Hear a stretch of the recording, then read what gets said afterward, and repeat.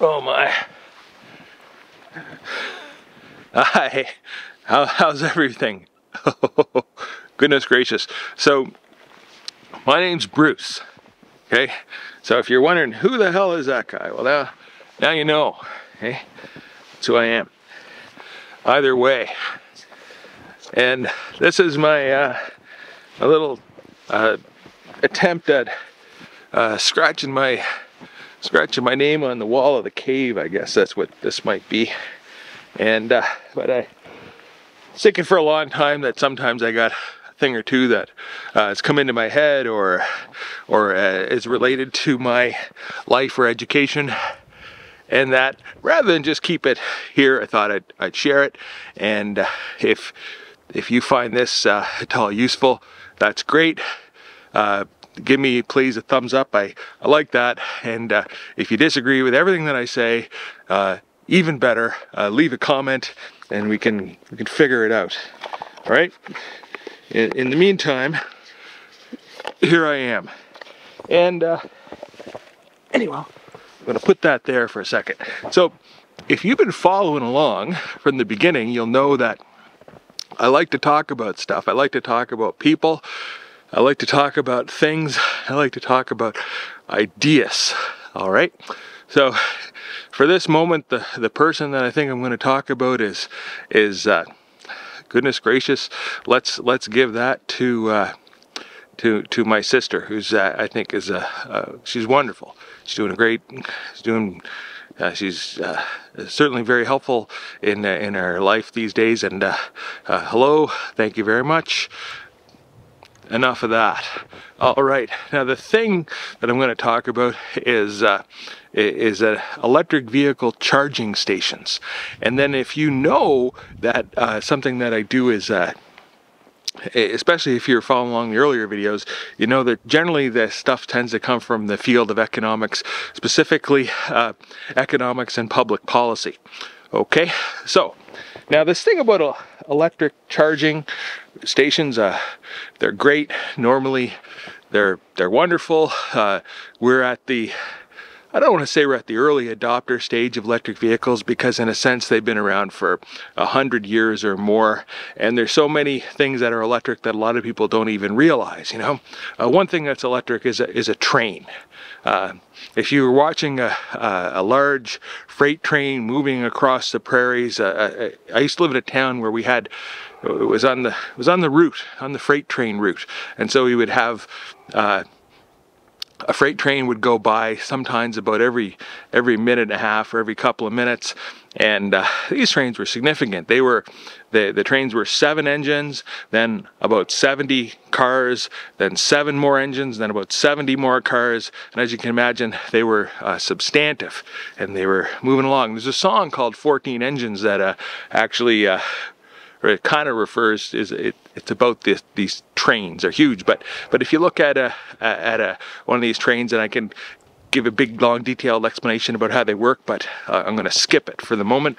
But a cool thing about them is when the train is going downhill, the train motor, the diesel thing that's on the inside, there's actually 3 electric generators inside there, and there's 2 diesel engines inside. One is not used except for the purposes really of starting the 3rd one. But anyway,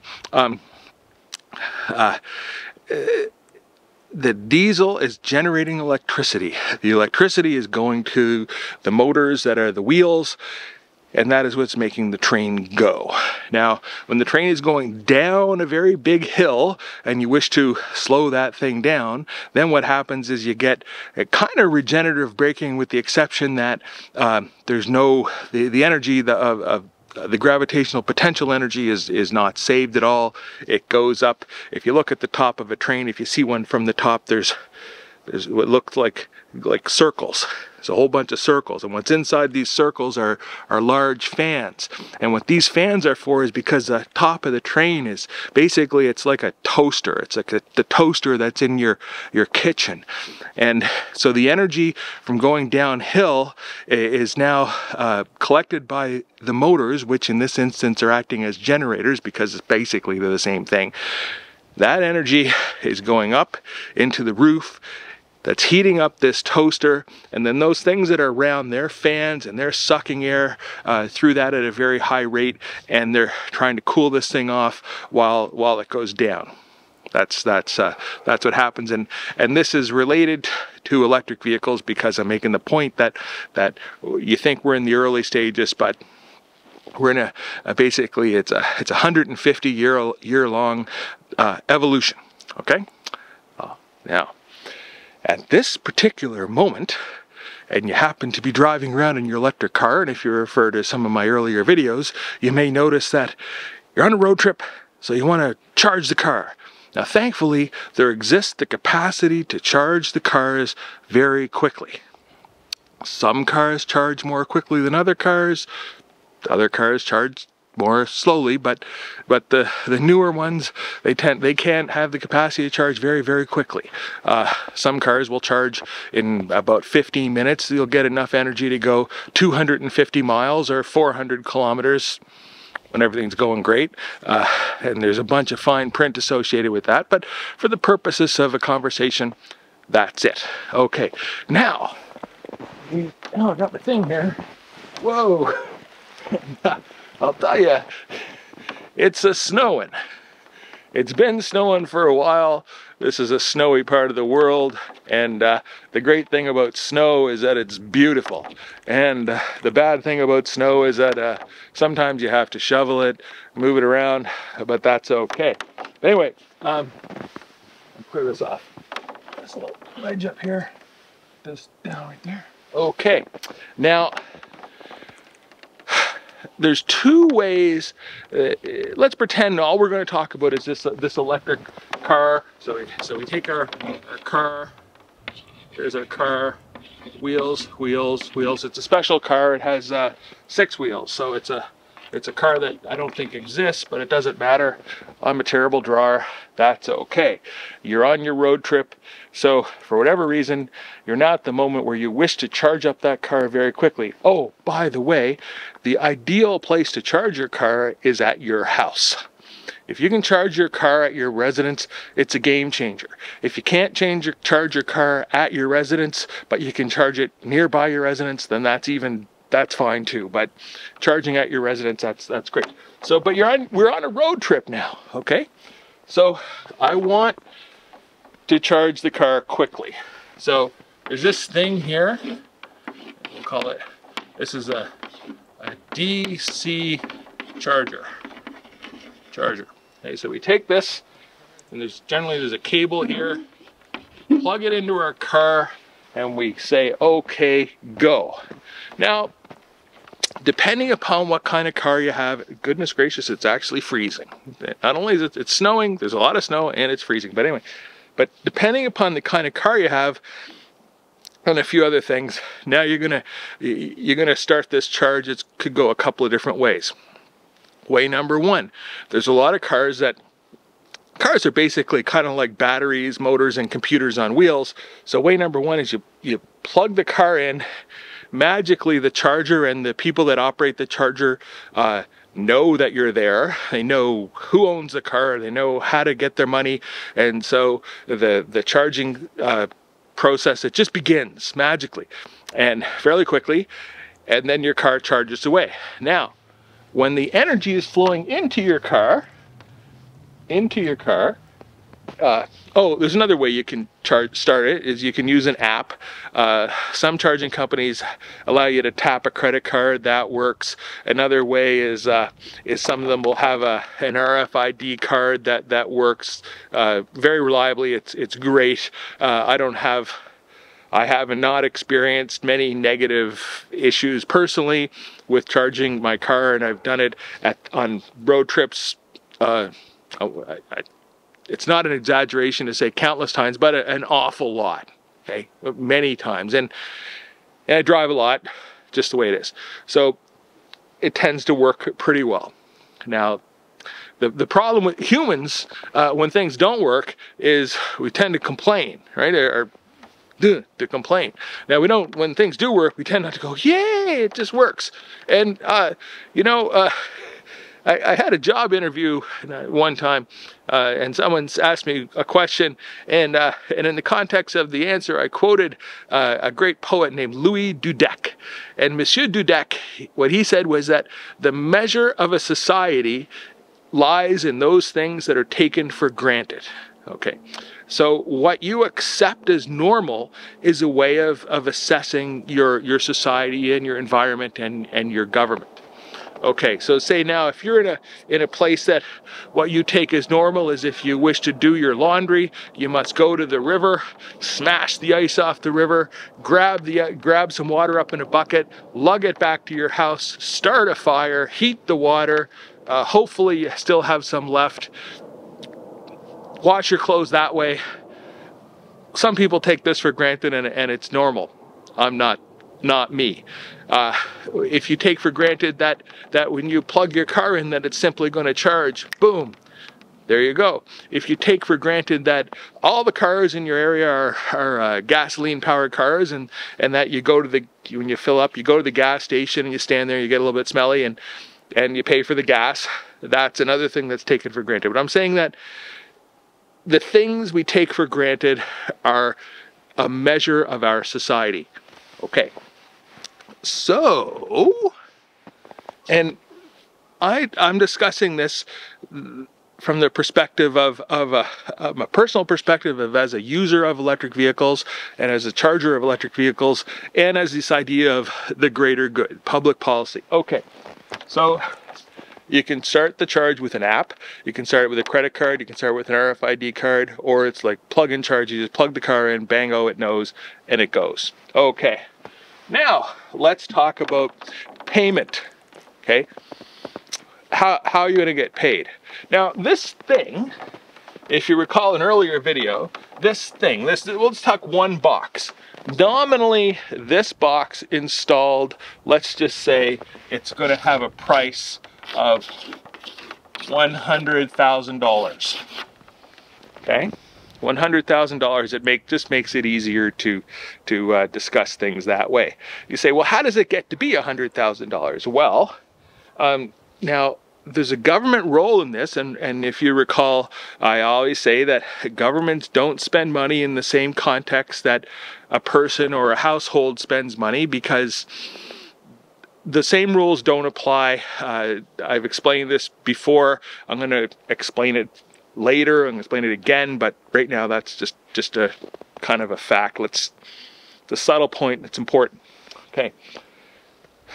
But in a lot of jurisdictions, because electrification is important, it is important that this occur. It's important to reduce our greenhouse gases. There's a lot of societal benefits that are going to happen from reducing combustion broadly. Okay, so these chargers, because we're, like I said, we seem to be at a nascent period, or really an intermediate period, but in the big picture, it's early days. A lot of these are contributed by government agencies. Now, if you go in the United States or in Canada, there's a thing called Electrify America, which is one company, and that company had their birth in a penalty that was levied against Volkswagen, because Volkswagen was cheating on their emission tests for their diesel cars and fooling the world. That was bad. So the penalty was is $1 billion order of magnitude. I don't know exactly what it was, but it was a number like that. So someone had the bright idea, well, let's take this money and we're going to advance electrification by using that to really kickstart this idea of people being able to travel easily by electric cars or electric vehicles. And someone else that kickstarted. I mean, the Tesla guy is great. You know, okay, they were a little bit ahead of this in a way, but there you go, wonderful. Now, but I want to talk about this idea of payment. Okay, so there's two ways to pay. When you fill up your car, put energy into your car, you're going to put in X amount of kilowatt hours. kilowatt hour is a unit of energy. It's 1,000 watts for 1 hour, or 1,000 times 3,600 seconds, which is 1,000 times 3,600 is 3.6 megajoules. I think that's correct. I'm not 100%, but kilowatt hours about 3,600 megajoules, whatever. Another way of thinking about it is nominally you're going to need about 20 kilowatt hours to drive your car 60 miles or 100 kilometers. That's right around what it is. Some of them are more, like these a large General Motors Hummer vehicle or a heavy pickup truck is going to maybe take twice that to go 100 kilometers because of aerodynamic inefficiencies and such. But anyway, say 20 kilowatt hours will get you 100 kilometers, and so you're going to fill up the car and you're going to put, let's just say you're going to put in right around 60 kilowatt hours, okay, into your battery. Now let's be real simple about this. One way to put in 60 kilowatt hours is you can charge at 60 kilowatts, which is a unit of flow. It's a rate, it's a power. Power multiplied by time is work, just FYI. So 60 kilowatt is a unit of power, so you want to put in 60 kilowatt hours, so you do 60 kilowatts for 1 hour. All right, so that's another way is you can do 600 kilowatts for 6 minutes. Another way is you could do 1 kilowatt hour for 60 hours, or you follow me, right? There's a little bit of kind of a reciprocity or reciprocal, you know, one multiplied by the other. That's that. Okay. Now, when you travel around North America, you're going to notice that there's two ways that the pricing happens. There's two ways that you're asked to pay. Actually, three, and the third one is basically it's free. That happens. Okay. But the two ways is, one is you're going to pay, take this and over here, a different page, is you're going to pay a certain amount of money per kilowatt hour. That's one way. Another way that you pay is money per time, unit of time. Okay.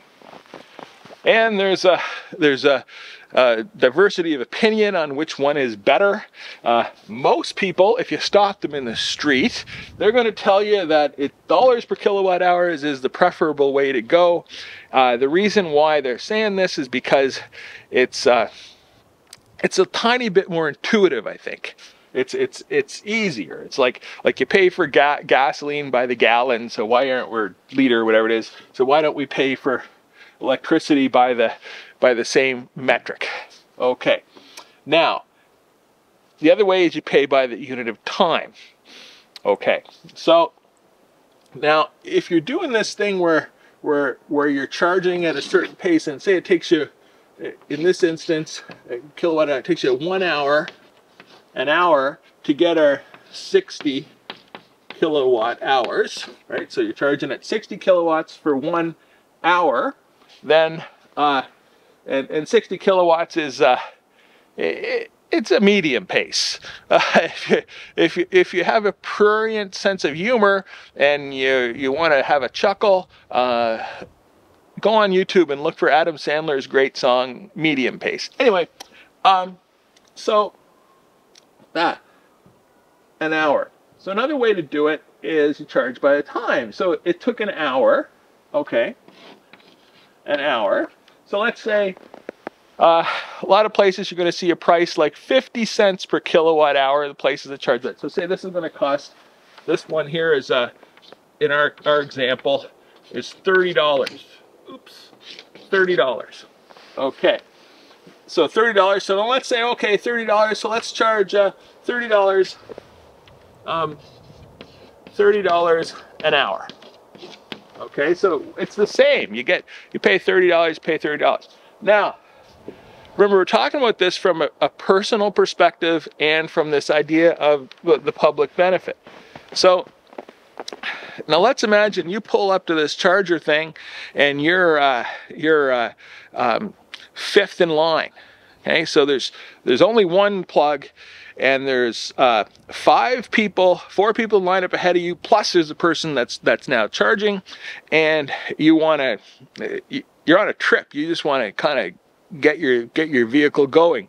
And this is I have more to say about that, but I'm going to skip over it. Okay. All right. So this idea of by the kilowatt hour, it's all intuitive and everything. But the fact of the matter is that some cars charge more quickly than others. And some chargers operate more quickly than others. And the rub of it all, I mean, the salt in the wound of this is that it also depends upon the weather, how fast, the state of your battery, the internal battery temperature, a bunch of things. The pace at which your car will accept electrons is dependent on the car, and it's dependent on a bunch of vague ideas. Okay, now let's go over here to this machine.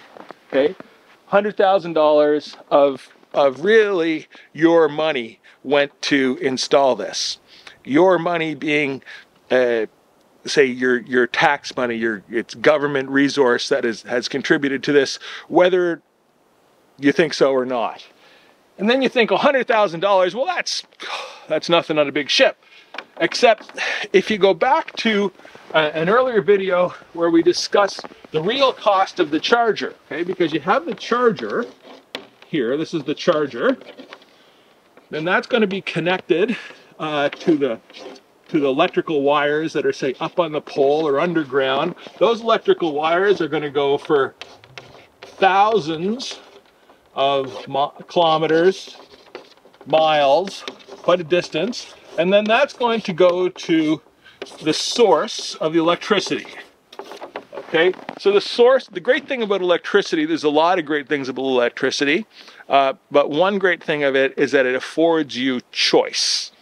Electric cars afford you choice in where the energy comes from. So the source can be solar, could be wind, could be water and gravity, hydroelectric, could be coal, could be natural gas, could be a donkey turning a wheel, that damn donkey. You have a lot of choices of where this happens. But in general, if you follow this wire back really far, what you're going to wind up at is a large public utility project that cost a lot of money. The example that I used in a previous video was that the large public utility project was going to cost 10 to 3 to 3. Nuclear is going to put nuclear on this list. Nuclear, okay, $10 billion. All right.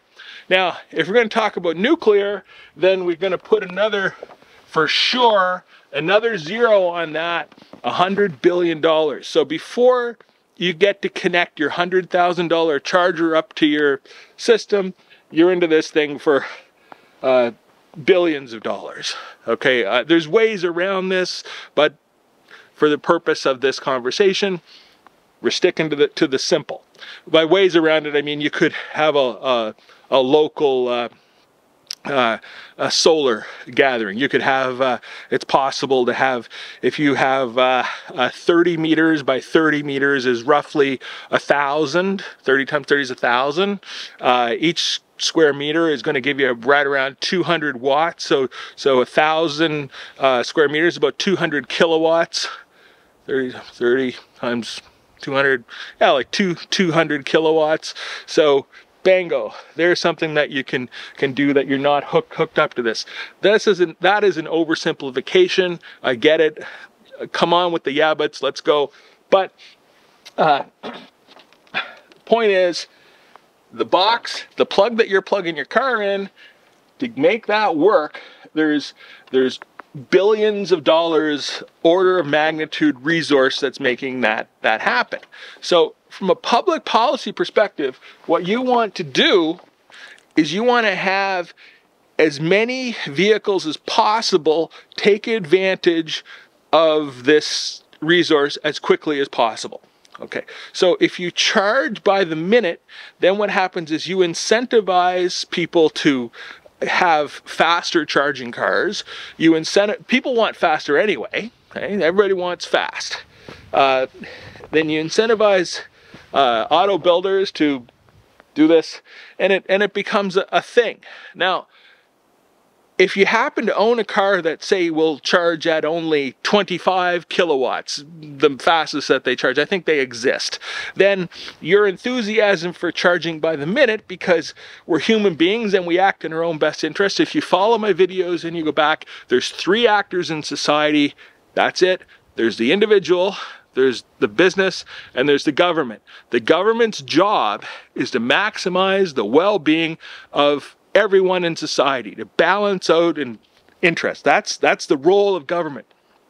And when you have an elected official that doesn't get that, well, you have a problem. But if you're in a democracy, then they tend to get unelected fairly quickly. The role of business, profit. They're unabashed about it, and if you have if you're in business and you deviate from this idea of wishing to make profit, then pretty soon you're going to not be in business.